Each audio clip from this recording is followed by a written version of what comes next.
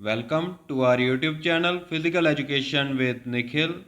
आज की इस वीडियो में हम बैड पोस्चर के कॉजेज़ के बारे में पढ़ेंगे कि वो क्या क्या कारण हैं जिसके कारण बैड पोस्चर जो है वो डेवलप हो जाता है। इससे पहले हमने पोस्चर के बारे में भी पढ़ा था कि पोस्चर क्या होता है, उसके टाइप्स कितने होते हैं। अगर आपने वो वीडियो नहीं देखी तो आप ऊपर टॉप राइट कॉर्नर पर क्लिक करके उस वीडियो तक पहुंच सकते हैं। तो चलिए बिना समय गवाए बढ़ते हैं आज की वीडियो की ओर। तो बैड पोस्चर का सबसे पहला कॉज है इंजरी।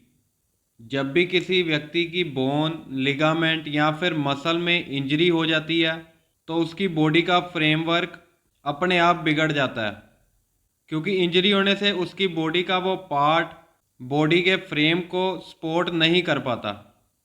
तो इस तरह से हम कह सकते हैं कि इंजरी के कारण बैड पोस्चर जो है वो देखने को मिलता है। दूसरा कॉज है डिसीज़। कई ऐसी बीमारियां होती हैं जिनके कारण बोन्स और मसल जो हैं उनकी स्ट्रेंथ कम हो जाती है और हम अपने बॉडी पार्ट्स को होल्ड नहीं कर पाते। इसकी एग्जांपल है जैसे रिकेट्स, जिसमें हड्डियां कमज़ोर हो जाती हैं। तीसरा कॉज है हैबिट। पोस्चर का हमारी आदतों पर काफ़ी असर पड़ता है। हैबिट से हमारा मतलब है कि हम चलते कैसे हैं, बोलते कैसे हैं, बैठते कैसे हैं। तो इंसान जिस तरह की हैबिट डेवलप कर लेता है वह उसी तरह का बन जाता है। चौथा कॉज है वीकनेस। बिना एनर्जी को यूज़ किए इरेक्ट पोस्चर बनाकर रखना पॉसिबल नहीं है। अगर बॉडी में किसी भी प्रकार की वीकनेस है तो हम अपने बॉडी पार्ट्स को अच्छी तरह से होल्ड नहीं कर पाएंगे, जिसके कारण बैड पोस्चर डेवलप होगा। पांचवा पॉइंट है मेंटल एटीट्यूड। मेंटल एटीट्यूड से हमारा मतलब है कि किसी की दिमागी हालत कैसी है, उसके अंदर फीलिंग ऑफ हैप्पीनेस है या फिर कॉन्फिडेंस है, तो वो अपने पोस्चर को भी अच्छा रखेगा। इसके अलावा अगर वो अनकॉन्फिडेंट है और काफ़ी डिप्रेस्ड है तो वो अपना पोस्चर भी अच्छी तरह से इरेक्ट नहीं रख पाएगा। सिक्स्थ पॉइंट है हेरिडिटी। ऐसे डिफेक्ट्स जो बच्चे में बाय बर्थ ही देखने को मिलते हैं, जैसे कि किसी को काइपोसिस या फिर फ्लैट फुट की समस्या है तो वो डिफॉर्मिटी उसकी नेक्स्ट जनरेशन में भी पास होने के काफ़ी चांसेस होते हैं। सेवन्थ पॉइंट है इम्प्रॉपर क्लोथिंग। हमारे पोस्चर पर हमारे कपड़ों का भी काफ़ी ज़्यादा इफ़ेक्ट पड़ता है। जैसे कि हम टाइट कपड़े डालते हैं या फिर टाइट शूज़ डालते हैं तो उससे हमारा शरीर फ्रीली काम नहीं कर पाएगा और हम बैड पोस्चर का शिकार हो सकते हैं। एट्थ पॉइंट है इम्प्रॉपर डाइट। हमारी डाइट भी हमारे पोस्चर को काफ़ी ज़्यादा इफ़ेक्ट करती है।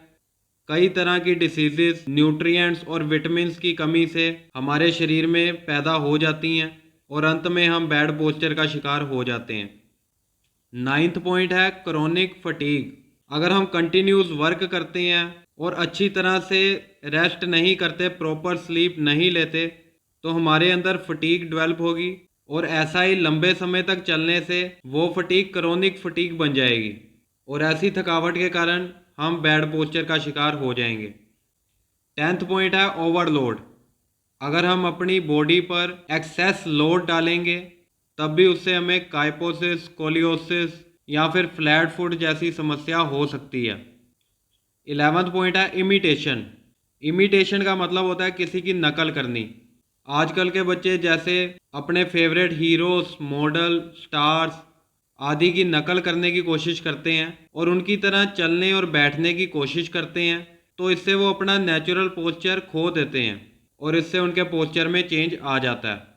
12वां पॉइंट है एज। ज़्यादा एज होने के कारण हमारे मसल्स और बोन्स में उतनी स्ट्रेंथ नहीं रहती कि हम अपनी बॉडी को अच्छे से होल्ड कर पाएँ। एजिंग से ज़्यादातर लोग काइपोसिस का शिकार होते हैं। 13वां पॉइंट है वेट। किसी व्यक्ति का वेट ज़्यादा होने से भी उसको पोस्चरल डिफॉर्मिटीज़ हो सकती हैं। ज़्यादा वेट होने के कारण उसकी बॉडी उसके वेट को अच्छे से कैरी नहीं कर पाती। 14वां पॉइंट है फैशन। एक्सेस अमाउंट में फैशन करने के कारण भी किसी पर्सन को पोस्चरल डिफॉर्मिटी हो सकती है। जैसे कि हैवी बैग्स कैरी करना या फिर हाई हील्स पहनने से बॉडी का सेंटर ऑफ मास जो है वो फॉरवर्ड हो जाता है और बॉडी की अलाइनमेंट जो है वो ख़राब हो जाती है। 15th पॉइंट है अनहाइजीनिक कंडीशंस। अगर किसी क्लासरूम में सिटिंग अरेंजमेंट अच्छा नहीं है और जगह भी काफ़ी क्राउडेड है, लाइटिंग अरेंजमेंट नहीं होगा या फिर फर्नीचर अच्छा नहीं होगा, तो इससे ऑटोमेटिकली बैड पोस्चर डेवलप होगा। 16th पॉइंट है इम्प्रॉपर टाइम टेबल। अगर किसी स्कूल में जो करिकुलम है वो अच्छे से प्लान्ड नहीं है और वो बच्चों पर ज़्यादा स्ट्रेस देने वाला है, तो उनमें पोस्चर डिफेक्ट्स देखने को मिलेंगे। 17th पॉइंट है लैक ऑफ एक्सरसाइज। एक्सरसाइज करने के नंबर ऑफ बेनिफिट्स हैं, जैसे कि एक्सरसाइज करने से हमारे मसल स्ट्रॉन्ग होंगे, ऑर्गन्स अच्छे से काम करेंगे, डाइजेशन अच्छा होगा, फ्लेक्सिबिलिटी इंप्रूव होगी, कोऑर्डिनेशन बढ़ेगा, मेंटल स्ट्रेन कम होगा, फिजिकल एबिलिटी और एफिशिएंसी इंप्रूव होगी और इन सब से हमारा पोस्चर इरेक्ट रहेगा। इसके अलावा अगर एक्सरसाइज की कमी है तो पोस्चर डिफेक्ट्स पैदा होंगे। 18th पॉइंट है लैक ऑफ अवेयरनेस। कई ऐसे लोग होते हैं जो कि अनअवेयर होते हैं प्रॉपर पोस्चर के कंसेप्ट को लेकर। उन्हें पोस्चर की सही अलाइनमेंट का ही नहीं पता होता। इसके कारण वो अपने पोस्चर को सही अलाइनमेंट में नहीं रखते और पुअर पोस्चर में ही काम करने की अपनी हैबिट बना लेते हैं। 19th point is obesity. Obesity या फिर ओवरवेट के कारण हम अपनी बॉडी पर एक्स्ट्रा स्ट्रेस डालते हैं, हमारी बॉडी पर एक्स्ट्रा लोड पड़ता है, जिससे कि हमारे मस्कुलर और स्केलेटल सिस्टम दोनों पर प्रभाव पड़ता है और पोस्चरल डिफॉर्मिटी का खतरा बढ़ जाता है। 20वां पॉइंट है पॉवर्टी। गरीबी भी बैड पोस्चर का मेजर कोज है, क्योंकि गरीबी के कारण हम अच्छा भोजन नहीं खा पाएंगे, अच्छी फैसिलिटीज़ नहीं ले पाएंगे, अच्छे कपड़े नहीं पहन पाएंगे और इस तरह से अपने पोस्चर को ख़राब कर लेंगे। 21वां पॉइंट है ऑक्यूपेशन। ऑक्यूपेशन का मतलब है हमारा काम, कि हम किस तरह के व्यवसाय से जुड़े हुए हैं। कई ऐसे ऑक्यूपेशंस होते हैं जिसमें लंबे समय तक बैठकर किए जाने वाला काम होता है, जैसे कि क्लैरिकल वर्क।